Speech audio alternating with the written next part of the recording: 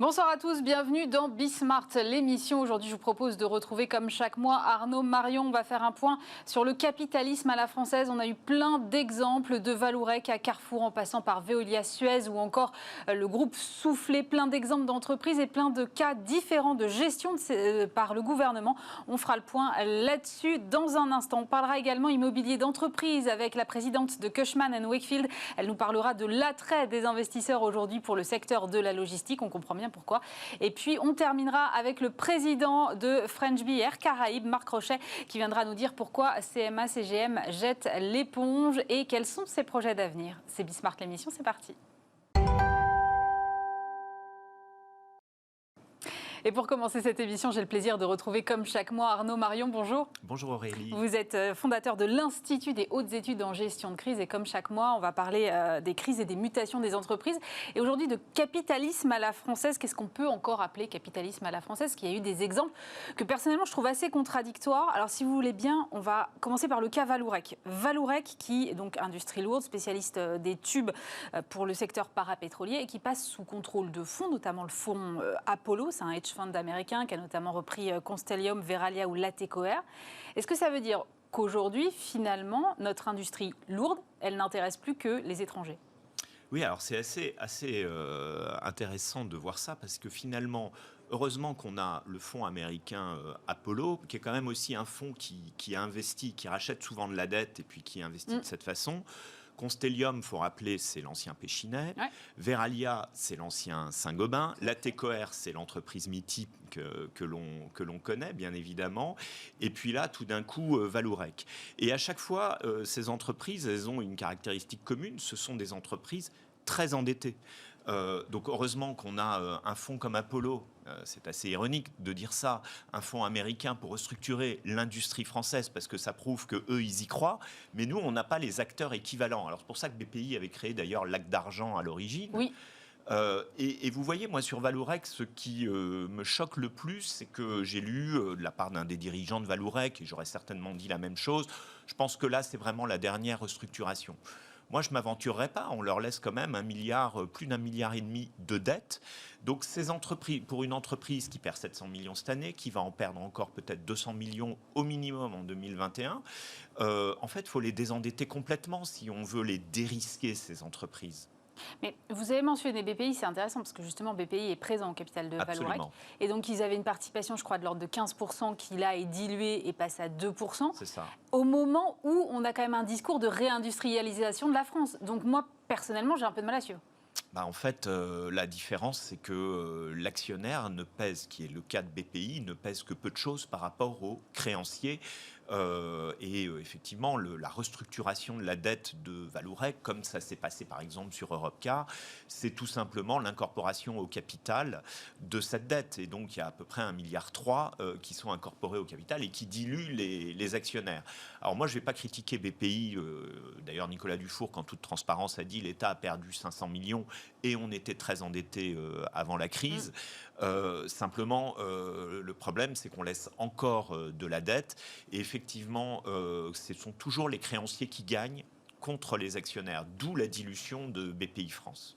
En tout cas, le CAD n'a pas fait de vague au sein du gouvernement, Rien. Alors qu'il y a aussi 1 millier de suppressions d'emplois. D'habitude, le gouvernement est quand même le premier à monter au créneau sur ce genre de dossier. Oui, puis je pense que c'est un secteur stratégique, l'acier spécial. Oui.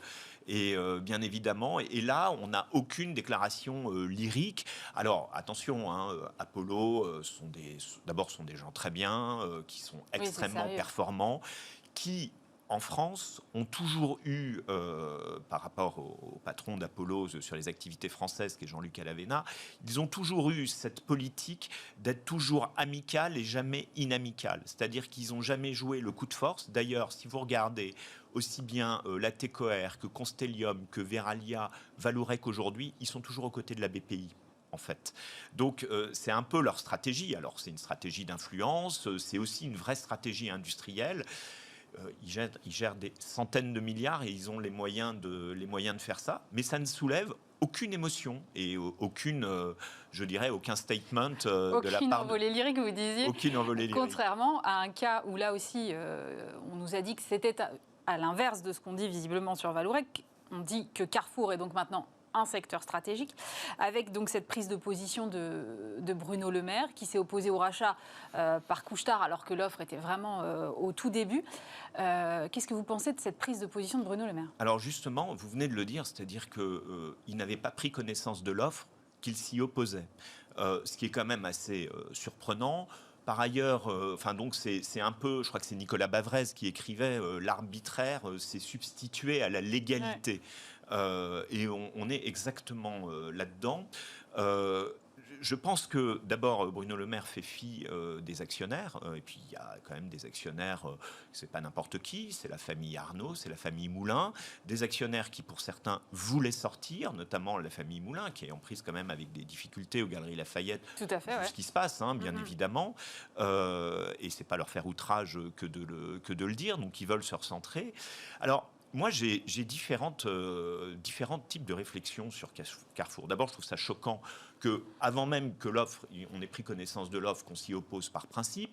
Je rappelle que là, c'est un Canadien qui vient jouer avec des activités complémentaires. Il n'y a rien de concurrent sur le territoire français. Donc, logiquement, ça n'allait pas nuire à la structure de ce qu'est Carrefour, en tout cas sur notre territoire, peut-être à l'extérieur, mais en tout cas, c'était assez complémentaire. C'est plutôt des épiciers, d'ailleurs, Couche-Tard. D'ailleurs, c'est une belle leçon. C'est-à-dire que l'épicier vaut 3 fois plus que le géant et peut-être l'inventeur, un des inventeurs ils ont beaucoup de carburant aussi, qui peut expliquer aussi. Oui, et des magasins de proximité. Alors, au moment où on parle de la ville du quart d'heure, c'était quand même, je trouve, assez intéressant, alors que Carrefour a développé beaucoup de Carrefour Market, et je pense qu'il y avait certainement beaucoup de choses à apprendre d'eux. Alors, tout ça, ça se passe comme ça dans un psychodrame. Ça se règle sur Twitter avec des échanges de pancakes et de sirop d'érable. Non, mais ça, je veux qu'on y revienne 2 secondes. Est-ce que... Alors, pour ceux qui auraient loupé ce grand moment sur Twitter, on a donc Alexandre Bompard qui tweet une promo de Carrefour très humoristique sur une promotion sur du sirop d'érable, et le ministre qui retweet en répondant avec une image de pancake. Est-ce que c'est le rôle d'un ministre d'avoir ce genre de position sur Twitter ? Eh bien non, et alors là je me suis dit... Qu'est-ce que c'est courtois quand même de la part d'Alexandre Bompard, parce qu'Alexandre Bompard, il fait son possible dans un groupe. La distribution traditionnelle est très attaquée dans ses business models. Je crois qu'il a fait beaucoup de bonnes choses, mais il n'est pas au bout de sa feuille de route. Et puis ils ont été en première ligne pendant la crise qu'on vient de traverser aussi, faut le rappeler. Exactement. Alors, je me dis, on peut se dire, ils sont beaux joueurs, c'est sympathique, ou alors ça veut dire que tout ce petit monde était déjà d'accord. J'y crois pas trop. Moi, ce que je me dis, c'est que pour ne pas résister de cette façon, est-ce que finalement, c'est pas un ballon d'essai qui permet... L'offre de Couche-Tard, elle avait un avantage pour les actionnaires. Elle pouvait donner une valeur supérieure à la valeur boursière aujourd'hui, à la valeur des actions. Est-ce que c'est pas aussi le moyen, ça c'est ma première réflexion, ma deuxième réflexion, si on va plus loin, est-ce que c'est pas le moyen de faire passer une deuxième offre plus tard, peut-être pas avec Couche-Tard d'ailleurs, mais peut-être une autre solution, en disant vous ne pourrez pas vous opposer 2 fois, parce que Couche-Tard, on l'a oublié, ils investissaient 3,5 milliards d'euros dans Carrefour. Qui va les investir aujourd'hui ? Moi, je n'ai pas compris que Carrefour aujourd'hui avait les moyens de mettre 3,5 milliards. Donc, tout ça, je me dis, est-ce que ce n'est pas une espèce de ballon d'essai ? Est-ce que c'est... Je trouve qu'il y a trop de connivence et je trouve que c'est assez choquant. Et en tout cas, l'intervention du ministre, aussi rapidement, la loi à laquelle il fait référence, si vous voulez, tout d'un coup, on nous parle de souveraineté, c'est la sécurité alimentaire. La sécurité alimentaire n'est pas franchement mise en danger par un actionnariat canadien de Carrefour. Non, et puis Carrefour n'est pas producteur. Exactement. Et puis, est-ce qu'on s'intéresse d'ailleurs à l'actionnariat de Danone ? Le premier actionnaire, vous savez quel est le premier actionnaire de Danone ? Non. C'est Danone elle-même. 5% et quelques d'autocontrôle. Il faut aller à la 5 ou 6e place pour voir la Caisse des dépôts française. Sinon, c'est que des fonds américains. Et pourtant, Danone est une entreprise française, pense-t-on.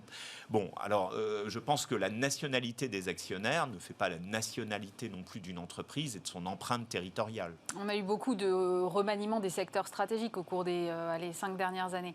Là, si on commence à dire que aussi la grande distribution est stratégique, il y a Emmanuel Combe qui a dit dans Le Monde, quand tout est stratégique, plus rien ne l'est. Vous partagez cette analyse ?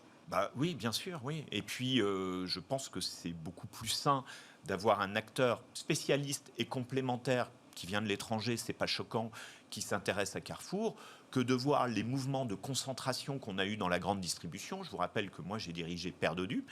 Donc, j'ai été confronté aux fameuses négociations commerciales avec 7 acteurs. Et puis, au bout de 4 ans, il n'en restait plus que 5. Et en plus, ils voulaient regrouper leur centrale d'achat entre eux sans que ça ne fasse vraiment sourciller tout le monde. C'est bien le sujet aujourd'hui de l'agroalimentaire français. Moi, je préfère cette solution parce que ça laisse le même nombre d'acteurs que des acteurs qui se rapprochent. Bon, un autre secteur qui fait beaucoup parler en ce moment et qui, pour le coup, est peut-être plus stratégique, c'est le secteur de l'eau et des déchets avec Veolia Suez.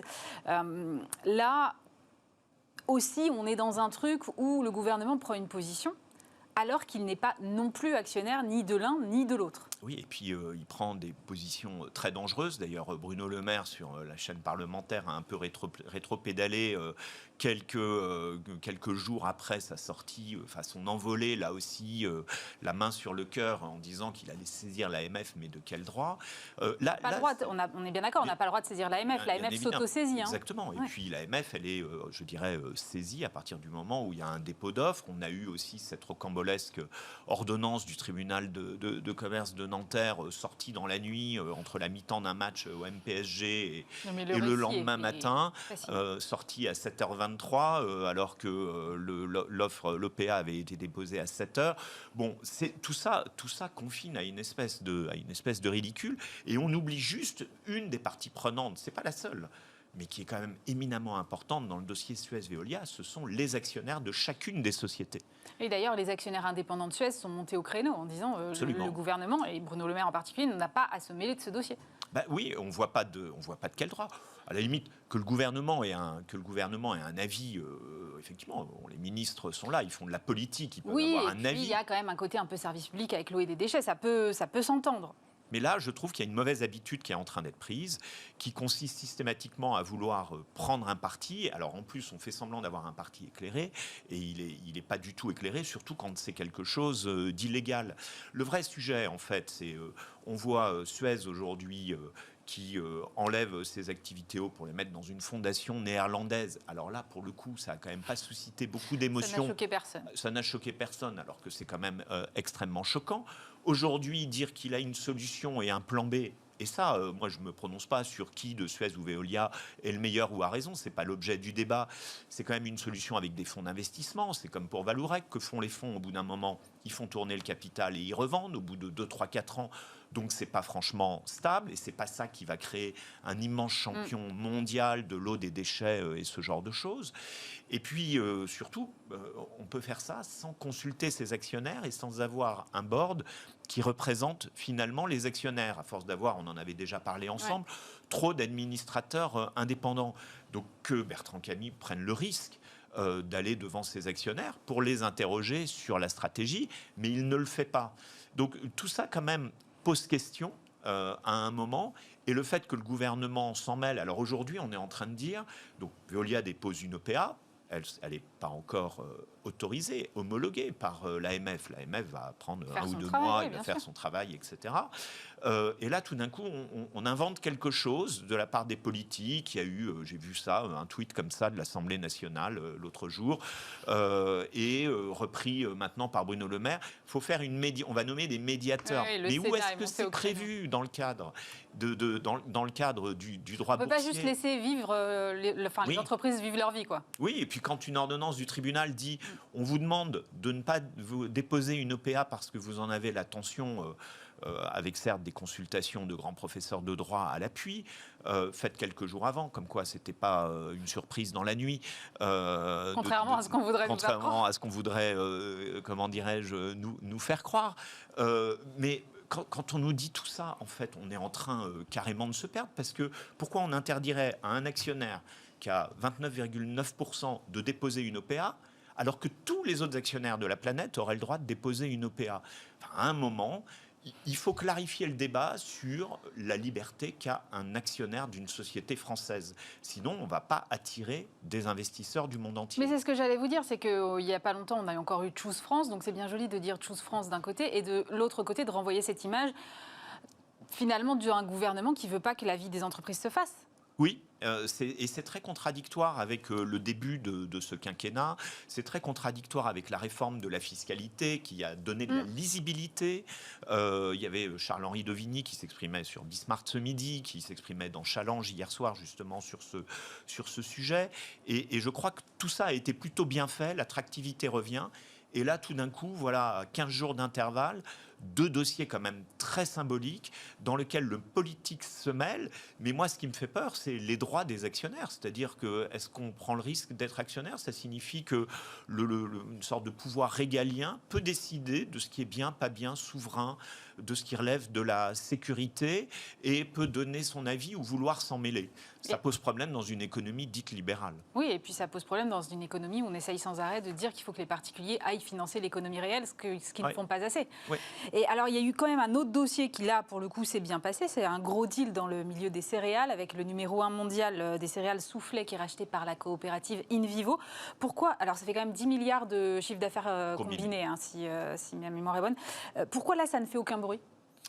Parce que je pense que c'est une excellente opération. Alors, moi, je connais bien le groupe Soufflet. J'ai travaillé pendant 1 an et demi pour Jean-Michel Soufflet, pour restructurer le pôle dit C'est une entreprise Pécry. familiale, hein, c'est ça? C'est une entreprise familiale. Michel Soufflet, 90 ans, je peux vous dire qu'il lit tout son journal, il est encore au bureau tous les jours. Et Jean-Michel Soufflet, son fils, est aux commandes. Et c'est un groupe, alors pas du tout lunaire et pas comme les autres. Pourquoi?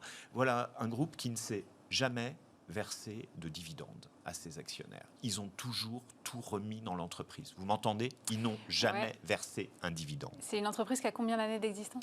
C'est une entreprise qui a une 50aine d'années d'existence. Quand même, donc c'est pas... D'accord. C'est pas rien. Ils vivent, sont des gens très discrets. Le centre du monde pour eux, c'est Nogent-sur-Seine.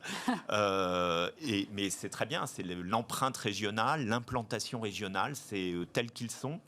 Et en fait, je trouve ce deal assez admirable pour 2 raisons. D'abord parce que quand on connaît la famille Soufflet, ce sont des gens qui sont très soucieux de leurs collaborateurs. C'est hyper paternaliste, dans le bon sens du terme, c'est que tout le monde a la même cravate. Bon, malheureusement en polyester, qui n'est pas très belle, mais chacun porte la même cravate, tout le monde est fier d'appartenir à ce groupe, et on est très soucieux de ses salariés, on est très soucieux de l'héritage que l'on veut laisser, et je pense que Jean-Michel Soufflet a travaillé là-dessus, il a refusé tous les groupes étrangers.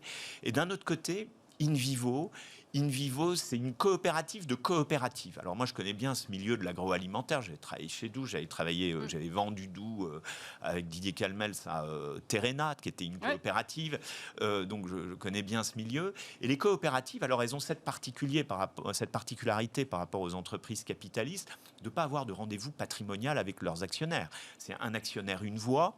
Donc on ne peut pas être renversé, mais ce sont des jeux politiques. Et quand même, InVivo, sur 5 milliards de chiffre d'affaires, c'est 2 milliards de retail quand même, à travers Delbar, Jardiland, Gamme Vert. Ce sont des gens qui sont très innovants.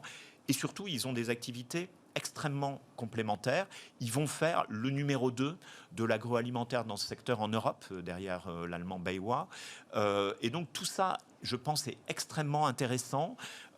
C'est certainement, c'est pas la fin d'une histoire pour le groupe Soufflet qui va garder sa marque, c'est le début d'une autre, et celle que la famille Soufflet pouvait rêver, en fait, c'est-à-dire avoir la continuité du groupe. C'était le seul groupe agroalimentaire français qui avait la taille d'une coopérative, en fait. 5 milliards. Vous êtes en train de me dire que la coopérative, c'est un modèle à suivre? C'est un modèle intéressant. Et la frustration des coopératives, c'est de ne pas être des entreprises capitalistes généralement. Donc, ils adorent aller racheter des marques et des entreprises capitalistes. Si vous regardez bien, quand ils ont racheté Jardiland, quand Doux avait été racheté par Terrena, ou Père Dodu également par la branche poulet de Terrena. Donc, il y a cette fascination des coopératives pour les marques et pour les entreprises capitalistes comme ça.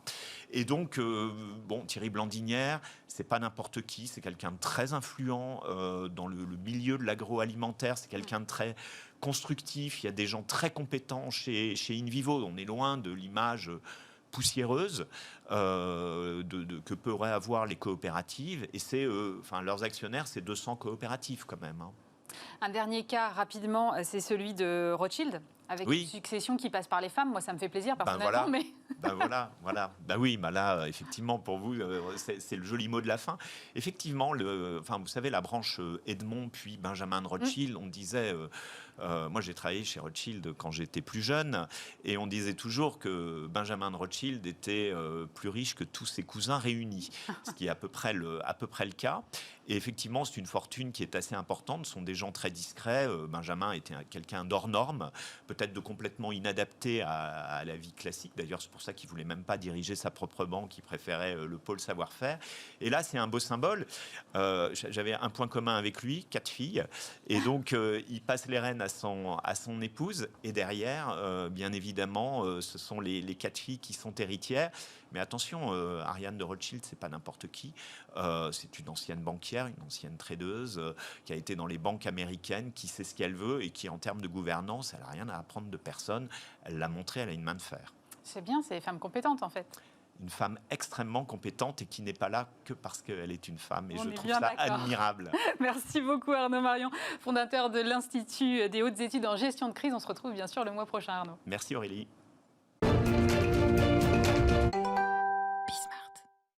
Et je suis maintenant en compagnie de Barbara Koreniougin. Bonjour. Bonjour Aurélie. Vous êtes présidente de Cushman & Wakefield France. C'est l'un des leaders mondiaux de l'immobilier d'entreprise. Et vous venez d'abord de réaliser une étude sur le marché de la logistique. Et c'est vrai que la logistique est tellement au cœur de tout en ce moment. Je me suis dit, il faut qu'on s'y arrête un petit peu. Les investissements sur la période 2015-2019 ont quadruplé par rapport à la période 2010-2014, 18 milliards d'euros. Ça veut dire qu'aujourd'hui, clairement, les investisseurs, ils ont compris cet enjeu de la logistique. En effet, les investisseurs ont compris toute la valeur d'utilité finalement de l'immobilier logistique, qui dans un premier temps était vraiment, on va dire, plutôt un actif alternatif dans la stratégie d'investissement des grands investisseurs, qui étaient naturellement plutôt tournés vers les actifs dits traditionnels, le bureau principalement, le commerce, mais la logistique comme la santé étaient plutôt des classes d'actifs dites alternatives. Parce qu'en fait, derrière ça, il y a de l'operating business, en fait. Et comme ce sont des actifs que les gens ne comprenaient pas nécessairement très bien, eh ben, dans un premier temps, il y a plutôt des investisseurs, on va dire, un peu plus audacieux que d'autres qui sont allés vers cette classe d'actifs. Ouais. Aujourd'hui, c'est vrai que année après année, et la crise sanitaire, évidemment, qui est en cours, qui ne s'est pas terminée, mais disons dont on a mesuré l'ampleur, a mis finalement en évidence toute la valeur d'utilité de cette classe d'actifs qui rapproche finalement le produit du consommateur final. Et on a bien vu combien c'était important d'avoir un circuit de distribution et donc un immobilier logistique derrière proche des utilisateurs finaux. Donc, en fait, effectivement, c'est vrai, vous avez raison, les volumes d'investissement se sont accélérés sur cette classe d'actifs logistiques et ça va continuer parce que on s'est rendu compte combien c'était essentiel à notre vie quotidienne. Et en fait, je pense que c'est vrai pour toutes les classes d'actifs, mais la notion de valeur d'utilité d'un immeuble, elle est aujourd'hui essentielle. C'est quoi la notion de valeur d'utilité ? La valeur d'utilité, c'est le rôle que joue un immeuble finalement. C'est-à-dire, en gros, qu'est-ce qu'il rend comme service ?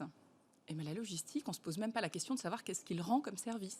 Il rapproche le produit du consommateur. Donc, ça, c'est un truc que les investisseurs regardent ?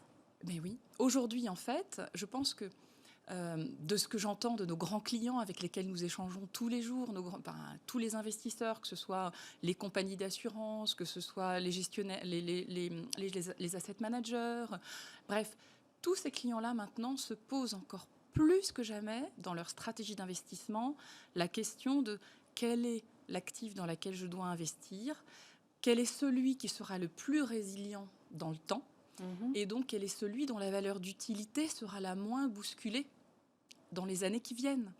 Parce qu'en fait, un immeuble ne vaut, entre guillemets, que parce qu'il est utile et parce qu'il rapporte des revenus locatifs. Et s'il rapporte des revenus locatifs, c'est parce qu'il rend service à son utilisateur. D'où la valeur d'utilité. Et s'il y a de plus en plus d'investissements, j'imagine qu'il y a de plus en plus de profils variés, peut-être. Vous disiez au début, c'était une classe d'actifs réservée à quelques audacieux. Oui. J'imagine que le profil, là aussi, a dû évoluer. Vous devez observer ça. Le profil a en effet beaucoup évolué. Et c'est vrai que l'année dernière, par exemple, je crois que c'est à peu près 4 milliards qui ont été investis en logistique. En France en tous les cas. Bon, nous sommes un acteur, vous l'avez rappelé, effectivement, à l'échelle mondiale, et on intervient aussi sur la cession de portefeuilles pan-européens. Nous avons notamment participé à la cession de 2 gros portefeuilles l'année dernière, un portefeuille pour une valeur d'1 milliard d'euros, qui a été cédé à GIC, donc le fonds souverain de Singapour, et un deuxième portefeuille qui a été cédé au fonds allemand Union Investment pour 800 millions d'euros. Donc on voit bien effectivement qu'on a des profils, des fonds souverains qui n'étaient pas là avant, des fonds et aussi des asset managers qui investissent pour le compte de leurs clients, qui sont souvent des compagnies d'assurance. Voilà. Donc en fait, on a maintenant à la fois des stratégies locales d'investissement, mais aussi des stratégies pan-européennes. Avant, vous aviez des asset managers spécialisés dans cette classe d'actifs qui ont évidemment occupé le marché pendant des années. Aujourd'hui, c'est de moins en moins une affaire entre guillemets d'ultra spécialistes, parce que c'est une classe d'actifs qui est devenue mieux connue, mieux comprise. C'est notre rôle aussi en tant que conseil. Et moi, j'ai des équipes à la fois en location et à la fois en investissement qui accompagnent nos clients pour les aider à comprendre finalement le sous-jacent et les aider à choisir finalement dans leur stratégie d'investissement quels sont les actifs logistiques dans lesquels il faut investir. Donc on accompagne parfois des vendeurs et parfois des acquéreurs. Parce que quand on est acquéreur pour la première fois d'un actif logistique, on a peut-être besoin d'avoir quelqu'un, ça s'appelle buy side, qui est à côté de vous et qui vous rassure et qui vous explique le modèle économique, qui vous explique la résilience des cash flows, c'est-à-dire des revenus locatifs, etc., pour que vous puissiez vous dire « Ok, j'y vais ». Est-ce qu'il y a une attractivité particulière de la France, du fait de sa position peut-être géographique, un peu aux avant-postes de l'Europe ? Bien sûr, la France est un des premiers marchés logistiques. Alors, ce que l'on constate depuis quelques années, et cette année dernière a vraiment accéléré là aussi la tendance, c'est que vous avez cette fameuse qu'on appelle la dorsale, donc Lyon, Paris, Marseille, Lille, etc. Bon, la dorsale.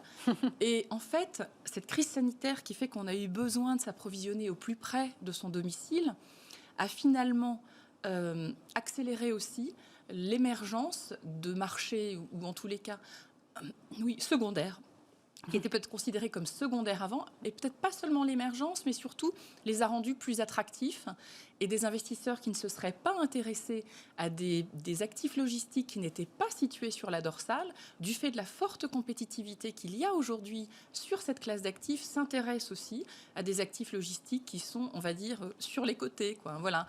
Donc la façade atlantique, etc., etc. Maintenant qu'on a bien parlé de la logistique, l'autre classe d'actifs, c'est évidemment les commerces, vous avez mentionné tout à l'heure.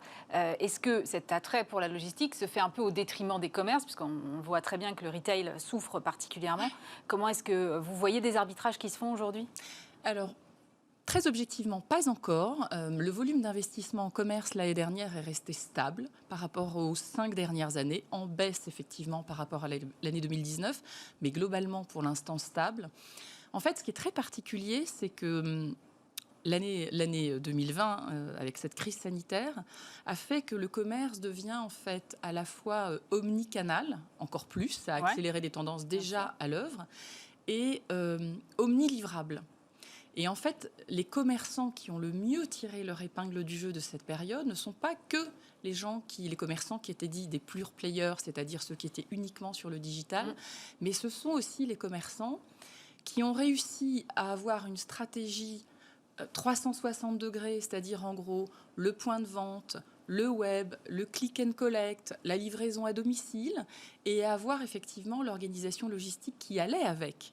Parmi ceux-là, évidemment, les grandes enseignes alimentaires, la grande distribution, mais aussi des grandes enseignes spécialisées, de bricolage, etc., etc. Et en fait, au final, nous sommes convaincus chez Cushman & Wakefield que c'est un écosystème qui se renvoie la balle.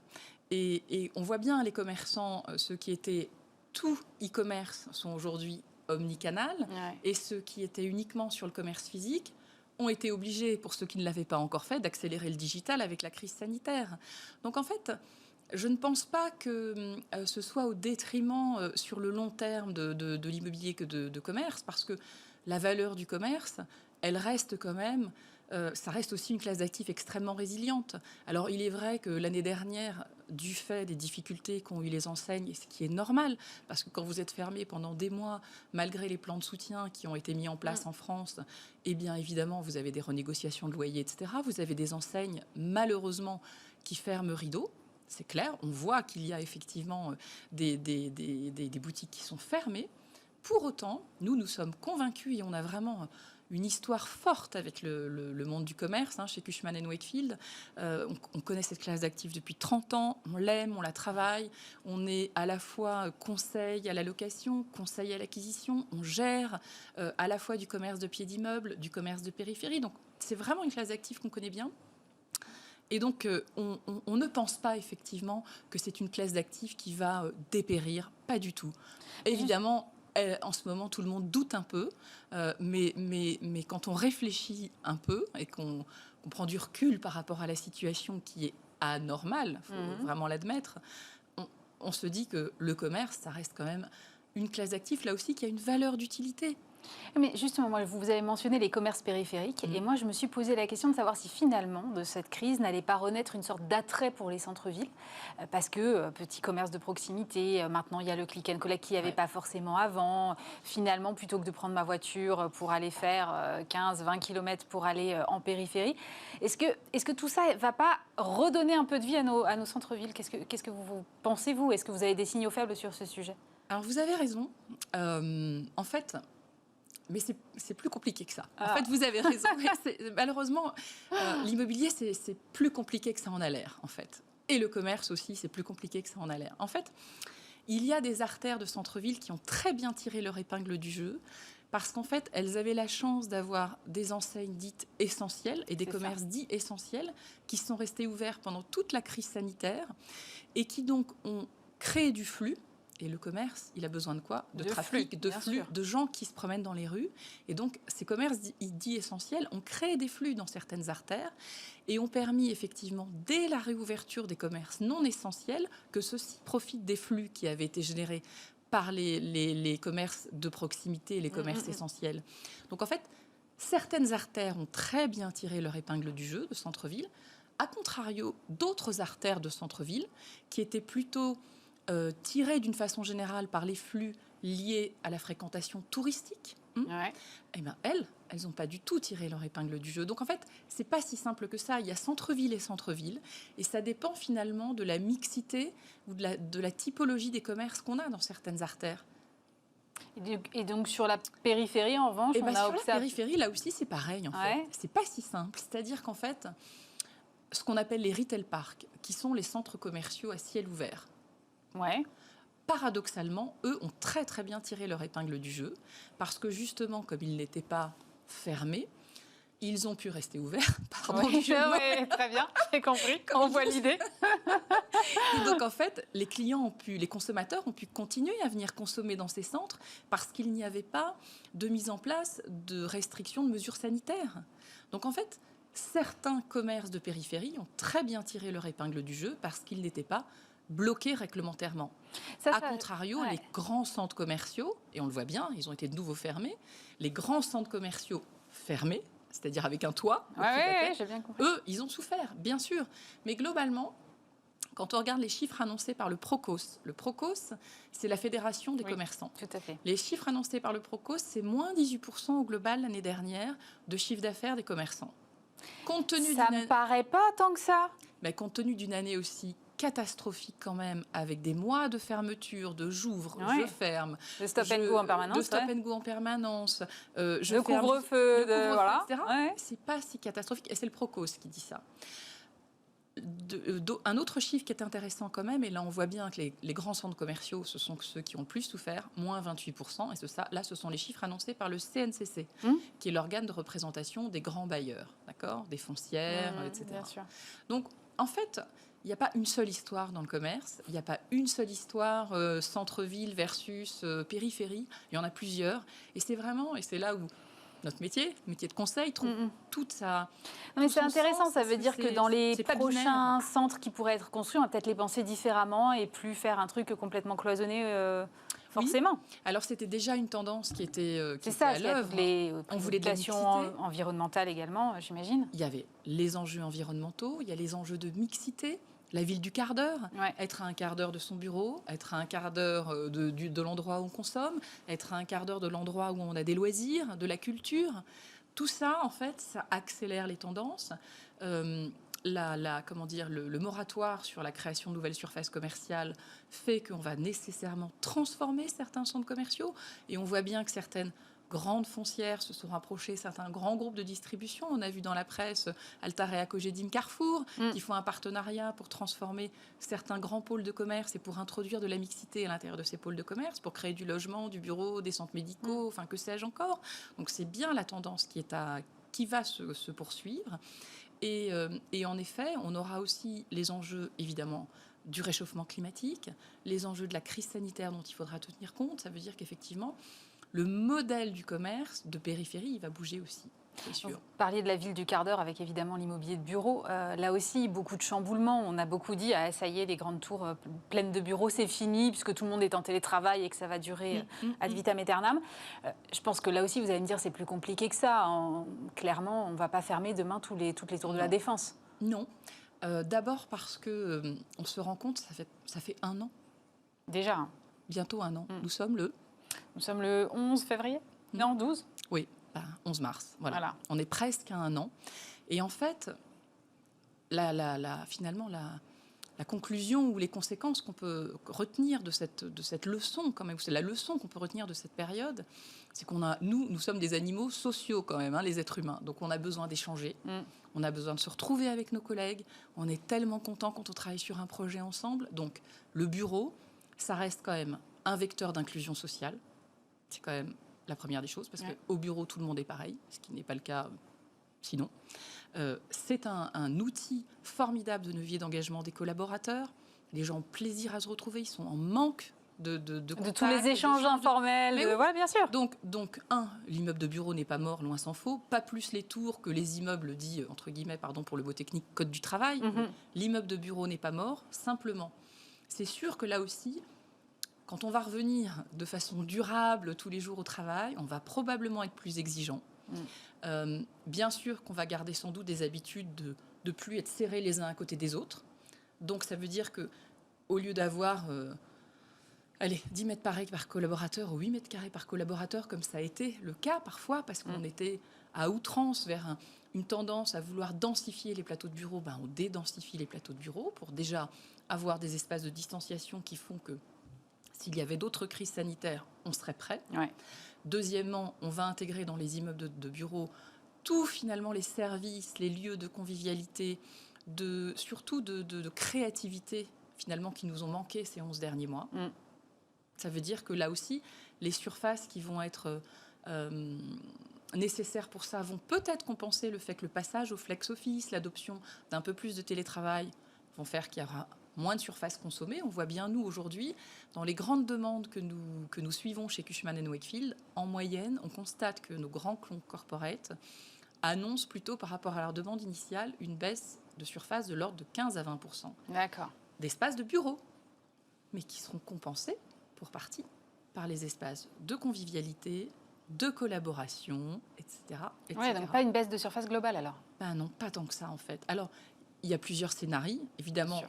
On est en train de modéliser différents scénarios parce que selon qu'on adoptera 1, 2 ou 3 jours de télétravail, oui, la donne n'est pas la même. La donne n'est pas la même. Et je suis incapable de vous répondre aujourd'hui parce que les logiques sont très différentes selon les secteurs d'industrie, selon que vous travaillez dans la banque assurance, selon que vous travaillez, je ne sais pas moi, dans les nouvelles technologies, enfin bref, les besoins et du coup, la façon dont on va travailler dans le futur n'est pas la même. Donc c'est très difficile, même pour un conseil spécialisé comme nous, d'avoir une réponse dont on peut dire assurément, mais oui, je vous assure que c'est ça. On est en plein questionnement en permanence. D'ailleurs, c'est passionnant, objectivement.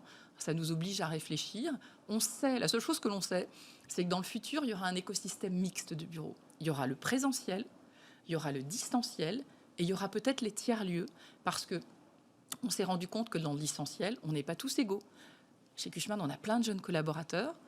Quand vous habitez Paris, que vous êtes dans 30 mètres carrés, le travail en distanciel, c'est moins rigolo que quand vous habitez dans une belle maison, en région, etc., etc. Ça n'a rien à voir. Ça veut dire que peut-être que demain, on sera aussi obligé d'offrir à nos collaborateurs dans cet écosystème la possibilité de travailler pas trop loin de chez eux, mais en se faisant l'économie des transports en commun. Et du coup, ça veut dire que l'intensité aussi de consommation de transports en commun sera peut-être pas la même. Ça veut dire qu'on voyagera de façon plus agréable dans les transports en commun. Enfin, tout ça, il y a une réflexion qui est évidemment qui est à l'œuvre en ce moment avec toute l'intelligence collective qu'on peut avoir entre les conseils, les urbanistes, les collectivités locales, les architectes, les sociologues. Enfin, on vit une période certes challenging, mais passionnante. Merci beaucoup, Barbara Corén-Huguin, présidente de Cushman & Wakefield France. Merci d'avoir été avec nous. Merci Aurélie, merci beaucoup. Et on termine cette émission avec Marc Rochet. Bonjour. Bonjour. Vous êtes président d'Air Caraïbes et de French Bee. Moi, je voudrais d'abord qu'on parle de CMA-CGM, avec qui vous aviez entamé des discussions pour une prise de participation minoritaire. D'abord, le Figaro dit ce matin que ces discussions sont tombées à l'eau, que CMA-CGM, finalement, ne va pas donner suite. C'est quelque chose que vous confirmez ? Nous avions établi l'année dernière, en 2020, au cours de l'été, des contacts avec ce groupe qui est très puissant, très performant dans le maritime, qui n'a pas de présence dans l'aérien. Et les échanges entre Rodolphe Saadé, son président, Jean-Paul Dubreuil, le président du groupe Dubreuil, notre actionnaire, ont été excellents. Et donc un protocole qui n'était pas un accord complet ni définitif, avait été signé en septembre et prévoyait effectivement un certain nombre de choses, tant sur le plan financier, capitalistique, que sur le plan opérationnel. Bon, les choses ont évolué depuis. Je pense qu'on ne fera pas la partie capitalistique. C'est en tout cas ce qui se dessine maintenant. Par contre, on continue à rechercher d'autres pistes de coopération. Bon, c'était sans doute un très beau projet. Il n'a pas abouti sous sa forme initiale. Je formule des vœux pour qu'il aboutisse peut-être sous une autre forme. Justement, CMA-CGM, je disais, vient d'acquérir 4 avions pour se lancer dans le fret. Vous pourriez peut-être opérer ces avions-là, ça pourrait être une possibilité ? Ça fait partie de tout ce qui est discutable. CMA-CGM n'était pas présent dans le fret aérien. Ils y viennent maintenant. Ils ont acquis des Airbus A330 cargo, des avions qui sont que cargo, alors que nous opérons des avions qui sont essentiellement passagers, mais qui ont de grosses capacités en soute pour transporter du cargo. Donc, toutes les voies sont possibles et on est encore en train d'y travailler. C'est quoi la proportion de chiffre d'affaires qui est dans cargo chez vous ? Parce que je ne savais même pas que vous faisiez du cargo. Alors, pour les routes qui sont celles de notre réseau, parce que les réseaux commerciaux, ceux qui font que les passagers voyagent dans un sens et dans l'autre, et les routes, par exemple, le cargo, ne sont pas tout à fait les mêmes, mais souvent, elles se juxtaposent. Pour vous donner une idée, trafic Paris-Antilles, vers les DOM français, c'est un trafic passager très important, plus important que Paris-New York. Mais en cargo, il y a beaucoup de fret à la descente vers les Antilles, il n'y a pas de fret au retour. C'est pour vous donner un petit peu les équilibres. Alors, pour répondre à votre question, sur des routes comme cela, la capacité de nos Airbus à 350, puisque nous, on a modernisé notre flotte, on a des avions qui sont très efficaces dans ce domaine, c'est plus de 10% du chiffre d'affaires. Ah oui, quand même. Oui. Là, je me disais, finalement, est-ce que le fret, c'est pas un bon moyen de survivre quand on a des stop and go en permanence sur le passager ? C'est une composante importante de l'activité aérienne, plus de 10% de notre chiffre d'affaires, comme je viens de vous le dire. C'est une composante complexe, parce que justement, les flux sont pas les mêmes. La différence, c'est qu'un passager va quelque part, il reviendra toujours. Globalement, c'est vrai. Le cargo, il va dans un sens, il ne revient pas. Alors, il faut aller chercher d'autres trafics. Donc, c'est assez compliqué de marier les deux. Mais encore une fois, la capacité des soutes, des A350, des Boeing 787 ou 777 sont tellement importantes et tellement performantes en termes de rentabilité, de calcul, d'efficacité, qu'on est amené à mélanger les deux. Prenons un exemple. Vous prenez les très grandes compagnies, British Airways, Air France, KLM, elles n'ont plus aujourd'hui les flottes vraiment cargo qu'elles avaient il y a 15 ans. Chez Air France, il suffit d'aller regarder dans les statistiques, il y avait plus de 12 avions purs cargo. Aujourd'hui, il n'y en a plus que 2. Pourquoi ? Parce que ce cargo-là, on le transporte dans les seaux des avions passagers. Ah, mais c'est génial en termes de synergie. Oui, ça fait partie de tout ce que l'on recherche pour être plus efficace. J'imagine. Effectivement. Pour revenir un peu sur le trafic passager, là, on a eu le retour des motifs impérieux. Là, quelle incidence ça a pour vous ? Très forte. sur les routes du réseau d'Air Caraïbes et de French Bee, donc les routes vers les Antilles, vers la Réunion, vers Tahiti.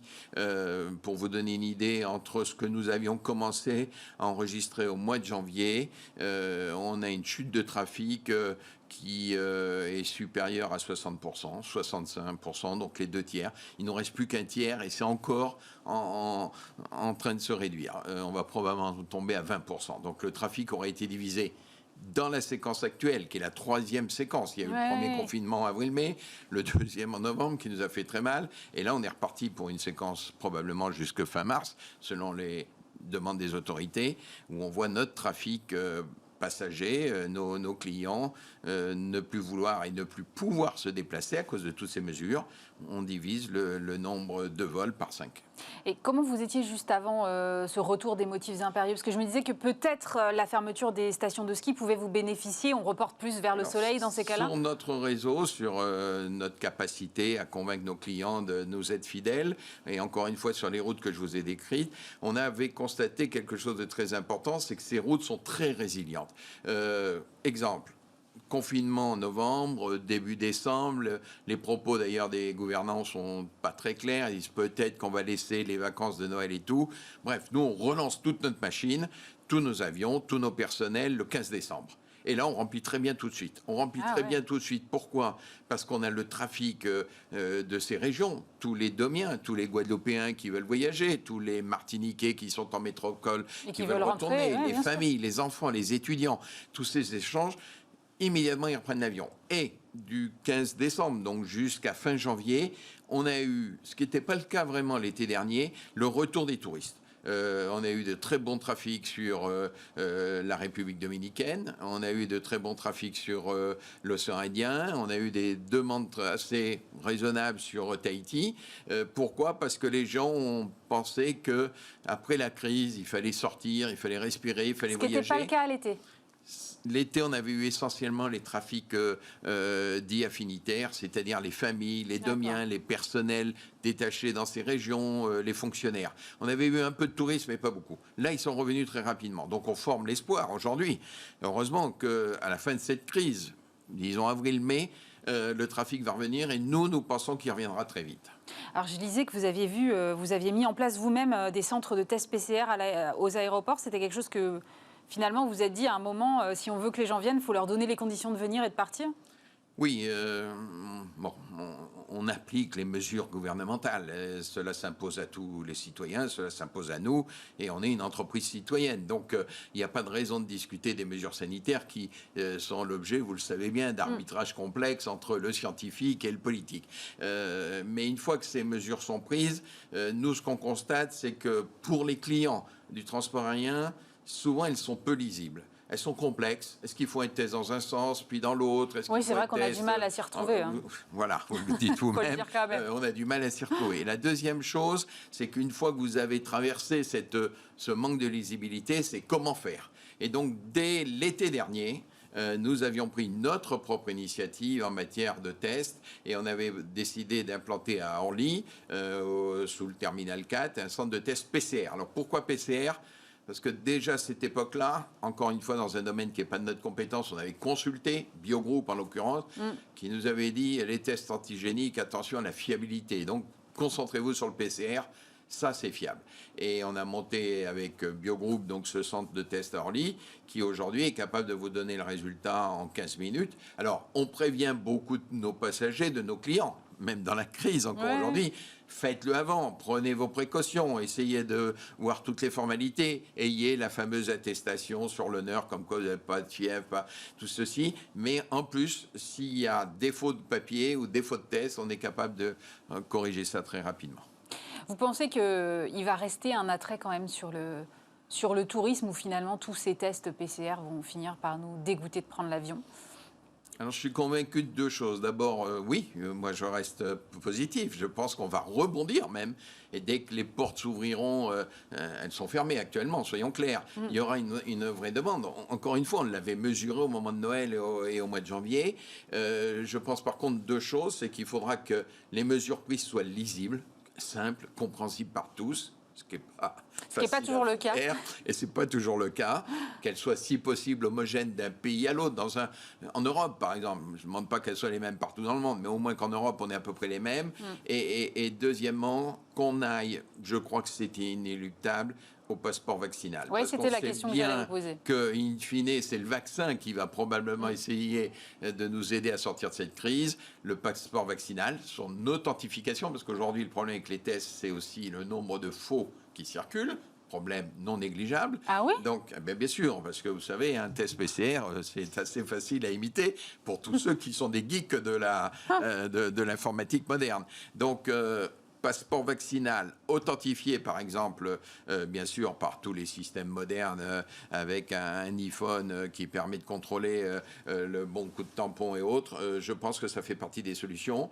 IATA, notre association internationale, y travaille. Aéroport de Paris, je sais qu'ils y travaillent aussi. Nous, on est en train de regarder des solutions avec Biogroup. Je pense qu'il faut aller à la fois au passeport et à son authentification dans des mesures digitales extrêmement simples pour tout le monde. Bon, alors, si le tourisme repart, et on l'espère tous, qu'en sera-t-il des voyages d'affaires? Parce que là, pour le coup, on a beaucoup remplacé par la visio. On se dit que peut-être, finalement, ça coûte moins cher. C'est peut-être moins polluant pour la planète. Il y a beaucoup d'enjeux autour de ça. Donc, oui. Est-ce qu'on va reprendre le trafic d'affaires? Alors là, non. Je suis beaucoup plus réservé sur le trafic d'affaires qui, comme vous le venez de le dire, a vu ses comportements fondamentaux modifiés par la visioconférence. La visioconférence, finalement, tout le monde s'y est mis en très peu de temps. Les réseaux ont tenu. Tout le monde nous avait dit que les réseaux allaient s'effondrer. Ils sont toujours... on en fait tous les jours des visioconférences et ça marche. Et puis, derrière ça, il y a le comportement des entreprises. Je vais citer 2 exemples. Nous, sur nos routes, on n'a pas beaucoup de trafic à faire. Vers les DOM, on a un peu. Il y avait toutes les formations. Beaucoup de jeunes se déplaçaient pour des formations. Aujourd'hui, les formations, elles basculent dans le monde du digital. Les formations se font par visioconférence. 90%. Donc ça réduit la demande en business. Et la deuxième chose, c'est la responsabilité des entreprises. Les entreprises n'aiment pas envoyer des personnels en mission, sachant qu'il y a encore un petit risque sanitaire. Parce que les conséquences... finalement, derrière l'attitude des politiques, on voit bien aussi qu'il y a cette crainte de devoir un jour rendre des comptes devant la justice. Et donc ça, les entreprises ont aussi cette réaction. Donc le trafic à faire, il est forcément réduit, et lui, pour longtemps. Vous avez réussi à garder tout le monde à bord, si je puis dire, tous vos salariés pendant cette crise-là, parce qu'effectivement, l'impact pour les compagnies aériennes, on le sait, est très fort. Oui, parce que d'abord... les comptes d'Air Caraïbes et de French Bee étaient robustes. C'est des entreprises qui ont gagné de l'argent avant la crise. On avait donc accumulé des réserves. On avait un actionnaire à nos côtés. On a toujours le même, bien sûr, groupe Dubreuil qui est extrêmement solide également. Donc notre solidité financière nous permet de traverser... avec des dégâts, soyons clairs, des contraintes, mais nous permet de traverser ces étapes. J'espère qu'il n'y en aura pas de nouvelles. Donc, on vit en ce moment peut-être le dernier pseudo-confinement. Et donc, on s'est projeté dans l'avenir. Et pour cela, on a fait 2 choses. On a pris l'engagement de garder tout le monde à bord. Donc, nous, on n'attaque pas, on ne lance pas de PSE ou de plans sociaux. Il y a quelques gens qui nous ont quittés, mais c'est des cas individuels. En échange, on a signé avec eux des APC, donc des accords de performance collective. Ordonnance Macron de 2017, et tout le monde a baissé sa rémunération de 10%. Y compris les dirigeants ? Tout le monde, y compris les dirigeants, y compris moi à titre personnel, tout le monde, il n'y a pas d'exception. Donc comme ça, les choses sont simples et c'est normal, et je dirais même qu'il y en a qu'on laissé un peu plus de 10%, et on s'est donné comme objectif de refaire le point dans 2 ans. Donc, ces mesures ont été appliquées immédiatement. C'est le bénéfice des ordonnances que j'ai citées. Donc, dès le mois de juillet 2020, on est rentré dans cette phase-là. Là, on est en train de se demander, d'ailleurs, si on ne va pas reparler de tout ça avec nos personnels. J'ai demandé à ce qu'on tienne des réunions avec nos organisations représentatives, parce que pour mettre en place ces accords, il faut la signature de nos syndicats, et nous l'avons obtenu. Des pilotes, des hôtesses de l'air, des stewards, des agents de cabine, des agents du sol, des cadres. Donc, ça se passe mieux que chez vous que dans d'autres compagnies, quoi, en termes de dialogue social. Oui, on l'a fait au mois de mai l'année dernière. On est en train d'en rediscuter aujourd'hui. Je privilégie la capacité de rebond. Je privilégie notre atout et la solidité de notre groupe et de notre actionnaire. Donc, il faut qu'on garde tout le monde à bord. C'est de la solidarité, mais c'est aussi la volonté de repartir de l'avant dès qu'il fera un petit peu meilleur sur le plan sanitaire. Justement, vous aviez des projets de développement, je crois, notamment vers New York et vers Cancun, je crois. Qu'est-ce qu'il en est exactement aujourd'hui? Vous remettez ça en pause ou pas? On a fait 2 choses, un peu dans le même esprit. Premièrement, on a gardé les commandes d'avions que nous avions passées. Donc, on reçoit encore cette année des nouveaux A350. Donc, on est la compagnie à notre taille qui a le plus d'A350. C'est le dernier né d'Airbus. C'est un avion extrêmement performant. On en est content et surtout, encore plus important que nous, nos clients sont très contents. Et c'est un avion très économique, c'est un avion écologique, hein, il est ultra moderne, c'est un avion en carbone. Il consomme 25% de pétrole en moins qu'un avion de la génération précédente, y compris les propres Airbus que nous avions. Donc on en est très content. Donc on avait des commandes pour 4 appareils. Ça vaut très cher, évidemment. On les a maintenus, donc on en reçoit 2 cette année et encore 2 l'année prochaine. Donc, vous voyez qu'on garde nos personnels et on garde nos investissements. Alors, après, on avait des ouvertures de route prévues. New York, vous l'avez cité, pour French Bee, Cancun. Bon, on les a décalés. Pour l'instant, on ne peut pas aller aux États-Unis. M. Biden a remplacé M. Trump, mais il n'a pas décidé d'ouvrir le ciel américain. Ça s'appelle le travel ban. Bon, tant qu'il est là, on est comme devant les autorités françaises. Nous respectons les choses. Mais dès que les frontières se rouvriront, et nous pensons que ça sera cette année, en 2021, probablement avant l'été, 2 mois après, on sera en l'air vers ces routes-là. Ah, vous voulez dire que vous y serez en gros en septembre? Avant, à peu près. Avant, si vous pouvez, pour la saison d'été. Au moins pour New York. Pour finir, je voudrais juste qu'on parle un peu d'environnement, parce que vous avez mentionné un avion en carbone et avec 25% de coût de carburant en moins, de consommation de carburant en moins. Il y a eu justement hier le secteur aérien européen qui a publié sa feuille de route pour une neutralité carbone à l'horizon 2050. Comment on se prépare à un tel changement?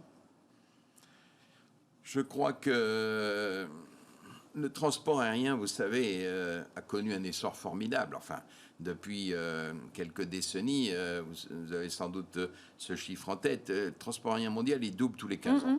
Absolument. Et il continuera à doubler tous les 15 ans. Ah, vous croyez? Conviction. Absolument. Mais il ne sera pas le même. Et nous avons déjà, et c'est notre responsabilité, on ne cherche pas, et je pense qu'il nous faut y faire face, on ne cherche pas à la déléguer à qui que ce soit. On a traversé dans les années 50-60 du siècle précédent les problèmes importants de sécurité des vols. Ça a été grandement amélioré. Aujourd'hui, les avions sont extrêmement protégés, la formation des équipages, l'électronique embarquée, un incident devient quelque chose d'extrêmement marginal. Tout le monde le dit, l'avion est un moyen de transport qui est devenu très sûr. On a eu à régler ensuite les problèmes, non pas de sécurité, mais les problèmes de sûreté. Détournement d'avions, attentats, on l'a aussi réglé. Quasiment, il n'y a plus de problème de sûreté sur les grands avions aujourd'hui. Et donc, on réglera le problème de l'écologie. Réduire l'empreinte à l'horizon 2050, on a 3 moyens. 1, la technologie, des avions. Donc, il faudra renouveler les flottes pour avoir des avions de plus en plus efficaces. 2, les trajectoires de vol, parce que les trajectoires aujourd'hui ne sont pas optimisées pour consommer le moins possible. C'est encore un peu compliqué tout ça. Il y a des résistances, y compris humaines. Et puis troisièmement, sur ce qui restera, il y aura sans doute un partage entre le carburant et le biocarburant, et puis une partie compensation. Je ne pense pas qu'on viendra comme ça facilement à cet objectif. L'hydrogène, oui, mais pour après. À l'horizon de 20-30 ans, j'ai beaucoup de réserves. Merci beaucoup Marc Rochet. Je rappelle que vous êtes le président d'Air Caraïbes et de French Bee. Bismart, l'émission, c'est fini pour aujourd'hui. Dès lundi, vous retrouvez évidemment Stéphane Soumier. Nous on se retrouve vendredi prochain. Bon week-end.